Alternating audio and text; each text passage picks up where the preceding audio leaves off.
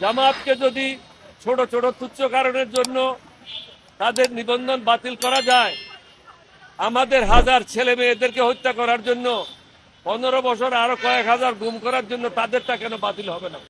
এটা বাতিল করা অত্যন্ত প্রয়োজন, কারণ না হলে আগামীতেও স্বৈরাচারের জন্ম বাংলাদেশে হবে। এই লড়াইয়ে যেমন মাদ্রাসার ছাত্র শহীদ হয়েছেন, তেমনি যে নাস্তিক সেও শহীদ হয়েছে। এইখানেই আমাদের এই লড়াইয়ের সবচেয়ে বড় শক্তি। বাংলাদেশ এমন একটা জায়গা যেখানে এই সব আদর্শ মিলতে পেরেছে, আমরা মেলাতে পেরেছি, এই সাফল্য আমাদের।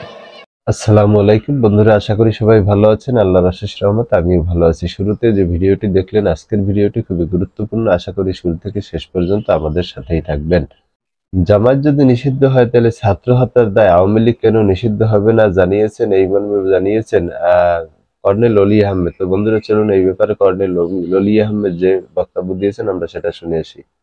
কোন অবস্থাতেই যে ইসলাম ধর্ম মানে না, যে মুসলমান কোরআন মানে না, যে মুসলমান আল্লাহকে মানে না, রসুলকে মানে না, তাকে ছাড় দেওয়ার কোনো কারণ নেই।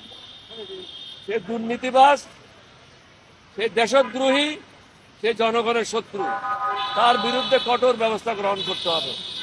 আওয়ামী লীগের ব্যাপারে আমরা বলেছি, সশস্ত্র বাহিনী শহীদ রাষ্ট্রপতি জিয়াউর রহমানের নেতৃত্বে আমি সর্বপ্রথম বিদ্রোহ করি। শেখ মুজিব বিদ্রোহ করে নাই, শেখ মুজিব স্বাধীনতা ঘোষণা করে নাই, শেখ মুজিব পাকিস্তানিদের হাতে আত্মসমর্পণ করেছিল।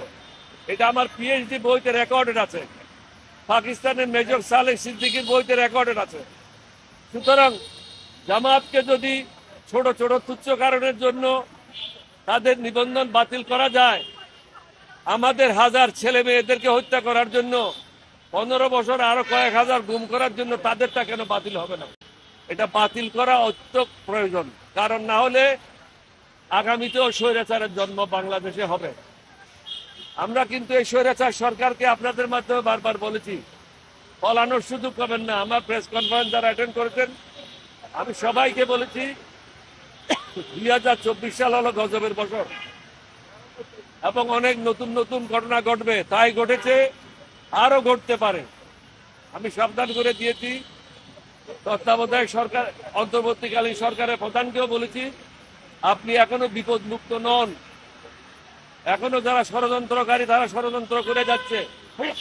যারা হাসিনার পদলেখী ছিল, তার লোটা উঠাইতো, তারা এখনো চাকরিচ্যুত হয় নাই, তাদের বিরুদ্ধে দুর্নীতির অভিযোগ নিয়ে কোনো তদন্ত শুরু হয় নাই।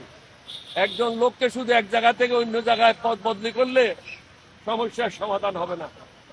যারা প্রকৃতপক্ষে দোষী, দেশের শত্রু, জনগণের শত্রু, তাদেরকে জেলে নিক্ষেপ করতে হবে, তাদের বিরুদ্ধে কঠোর ব্যবস্থা নিতে হবে। তাহলেই এই দেশের মানুষ শান্তিতে ঘুমাতে পারবে। এখন শান্তিতে ঘুমাতে পারছে না। কালকেও কোনো ব্যবসায়ের গাড়িগুলি রাজনৈতিক নেতারা এক জায়গা থেকে এক জায়গায় নেওয়ার জন্য সাহায্য করেছে। শুধু আমি পত্রিকাতে বললাম, প্রেস রিলিজ দিলাম, এটা যথেষ্ট নয়। তাদেরকে ধরে দিতে হবে, পুলিশের কাছে হস্তান্তর করতে হবে। নাগরিক হিসাবে আমাদেরও কিছু দায়িত্ব রয়েছে। আমরা শুধু রাজনীতি করব, সুন্দর সুন্দর বক্তব্য রাখবো, মন্ত্রী হব, এমপি হব, এটা না। মনুষ্যত্ব আমরা হারাই ফেলেছি, মনুষ্যত্ব ফিরে নিয়ে আসতে হবে। মনুষ্যত্ব যতদিন পর্যন্ত ফিরে না আসে, বাংলাদেশে কখনো শান্তি হবে না। আগামীর বাংলাদেশ তরুণের ভাবনা শীর্ষক সেমিনারে আন্দোলনে আলোচিত মুখ মঞ্জুর আল মতিন বলেছেন যে এত সহজে আমাদের বিভক্ত করা যাবে না। তো এই আলোচিত মুখ আন্দোলনের জনপ্রিয় মুখ মঞ্জুর আল মতিন এই বিষয়ে আরো যে গুরুত্বপূর্ণ কথা বলেছেন, চলুন আমরা সেটা তার মুখ থেকেই শুনে আসি। এই লড়াইয়ে যেমন মাদ্রাসার ছাত্র শহীদ হয়েছেন, তেমনি যে নাস্তিক সেও শহীদ হয়েছে। এইখানেই আমাদের এই লড়াইয়ের সবচেয়ে বড় শক্তি। বাংলাদেশ এমন একটা জায়গা যেখানে এই সব আদর্শ মিলতে পেরেছে, আমরা মেলাতে পেরেছি, এই সাফল্য আমাদের। এই সব ভেদাভেদ ভুলেই আমরা লড়াইয়ে দাঁড়িয়েছি। সবচেয়ে বড় কথা কি, এই ভেদাভেদ যাতে আবার নতুন করে আমাদের মধ্যে না আসে, কারণ লড়াইয়ের মাত্র শুরু। অনেকে বলছেন 15 বছরের স্বৈরাচার, ভুল। 1971-এর পরে যে লাখো শহীদ জীবন দিয়েছিলেন, তাদের কি মর্যাদা দিয়েছি আমরা? সত্যি বলতে সে মর্যাদা আমরা দিতে পারিনি। সলিমুল্লাহ খানের একটা কবিতা মনে পড়ছে, সে কবিতার শেষ দুটো লাইন, একদিন শুনবো এহিয়া খান সে ছিল ছদ্মবেশে, সেও মুক্তিযোদ্ধা, আমি আর বিস্মিত হব না। সত্যি বিস্মিত হবার ক্ষমতা আমরা হারিয়ে ফেলছিলাম, কিন্তু সেখান থেকে এই 50 বছরের অবিচার অন্যায় থেকে সামনে এগোবার একটা সুবর্ণ সুযোগ আজকে তৈরি হয়েছে। সেখান থেকে পেছনে ফিরে তাকাবার কোনো সুযোগ নেই, আমাদের সামনে এগোতেই হবে। এই আন্দোলন ব্যর্থ হতে দেয়া যায় না।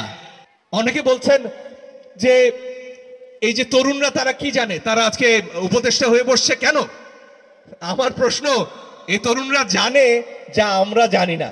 এই তরুণরা জানে এই যে একদিকে মাদ্রাসা, একদিকে ইংরেজি মাধ্যম, একদিকে বাংলা। আমরা বলছি ওরে বাবা, এই ত্রিভঙ্গ শিক্ষা ব্যবস্থা ঠিক না করলে এ দেশকে একতাবদ্ধ করা যাবে না। তরুণরা করে দেখিয়েছে। আমি দেখেছি আমার নিজের চোখের সামনে, যেমন ইংরেজি মাধ্যমের ছাত্রীরা এসেছে, তেমনি মাদ্রাসার ছাত্রটি এসেছে, বেসরকারি বিশ্ববিদ্যালয়ে রুখে দাঁড়িয়েছে। যখন তো বন্ধুরা, আজকের ভিডিও এই পর্যন্ত। নিয়মিত সকল সংবাদ পেতে আমাদের চ্যানেলটি সাবস্ক্রাইব করে আমাদের পাশেই থাকুন। দেখা হবে আগামী ভিডিওতে। সে পর্যন্ত ভালো থাকবেন। আল্লাহ হাফেজ।